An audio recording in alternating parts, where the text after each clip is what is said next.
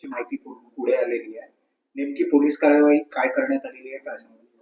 वडोली या ठिकाणी कंपनीमध्ये एमडी पायरोलिसिस कंपनीच्या बॉयलरमध्ये स्फोट झाल्यानंतर त्या ठिकाणी जे कामगार काम करत होते त्याचे कुटुंबीय त्या ठिकाणी सुद्धा होते. त्या स्फोटामध्ये त्यातली वाफ जी आहे ते वाफेचा ही बसून 4 लोकांचं आज 4 लोकांची डेथ झालेली आहे. त्या दिवशीच काही 1-2 लोकांची डेथ झालेली होती.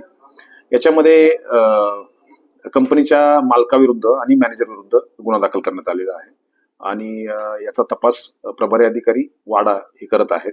याच्यामध्ये कंपनीच्या बाबतीमधले परमिशन्स होत्या का, इतर सर्व सेफ्टी प्रिकॉशन्स त्यांनी घेतल्या होत्या की नाही, आणि याच्या बाबतीमध्ये स्फोटाचं मुख्य कारण काय आहे या बाबतीमध्ये इन्स्पेक्टर औद्योगिक सुरक्षा यांच्याकडून त्या बाबतीमधला रिपोर्ट घेण्यात येणार आहे.